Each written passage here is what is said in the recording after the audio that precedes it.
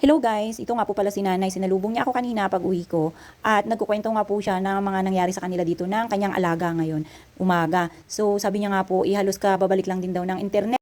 Kaya yung kanyang alaga ay medyo matamlay kasi internet is life na rin sa kanya guys. At kagabi nga po, yan, hindi ko nga po alam kung anong nangyari at medyo mahaba-habang oras din na nawalan kami ng kuryente kagabi. At yan nga po si nanay kagabi, ginising ko na lang, nakatulog na po siya, kakaantay ng kuryente. So ngayong umaga, internet na naman. Hay, naku, ano bang nangyayari dito sa amin guys? At yan nga po, pagbalik nga po ng kuryente kagabi, bago ako natulog, yan, inikot ko muna dito sa labasan namin sa baba. Kasi nga po, kanina, medyo madilim, kaya kailangan bago tayong matulog, i-check muna ng ating mga surroundings kung nakalak na yung gate. At ito nga po, pag uwi ko ngayong tanghali, ito po yung aking nadatnan. Update naman tayo guys, dito sa ginagawang kalsada. At syempre, bago unahin ng kalsada, ito muna guys, yung kanal, kailangan imaayos muna ito. Kaya ayan, nilagyan na po pala nila ng bakal. Ganyan lang yan siya guys. Tapos tatakpan nila. Ganon din dito sa kabilang side. Dito po ihinukayan na rin nila. At yan, kung inyong napapansin, wala pa yung bakal. Nandyan pa sa itaas.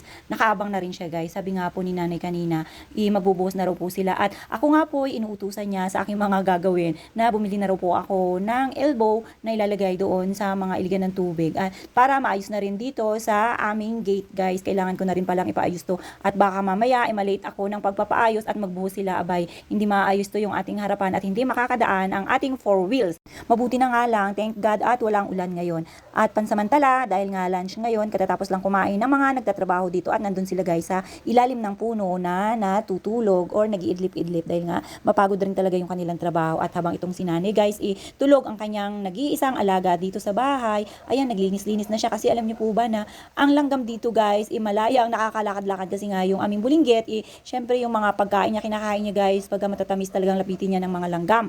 'Di ba? Sa inyo rin ba ganun? Lalo na yung mga batang may hilig sa pagkain, at may talaga namang kalat yan yung kanilang mga biscuits, yung mga kanilang mga inumin or chucky, yan guys, yan kasi itong bulinggit namin mahilig talaga yan sa pagkain. At ito nga po, yan, maaga siyang nakatapos sa gawaing bahay. Kukunti lang naman din po yung tinatrabaho niya dito. Ang pinaka-importante guys is yung pag-aalaga niya dito kay Yayam. At ito nga po, dahil tanghaling tapat, yan, tulog na yung kanyang alaga. Salamat naman at maaga siyang natulog kasi ang hilig niya talaga yan pagka dumadating ako cellphone, kaya pinagbabawalan namin siyang mag-cellphone guys. At dahil nga po sila lang kanina, bawal pala buhos ng tubig doon sa kabila, yan, dito na sila naglaba ni Yayam guys sa labas dito sa baba. So abay, parang naglaro na naman sila dito rin, malamang sila naligo na magyaya. At ito nga pala guys, nakapaglaba na rin pala si nanay. Abay, talagang bilib na bilib ka kay nanay, talagang ang bilis kumilos guys. Kung inyong napapansin, di ba, yan, damit lang nila ni Yayam yung kanilang nilabahan.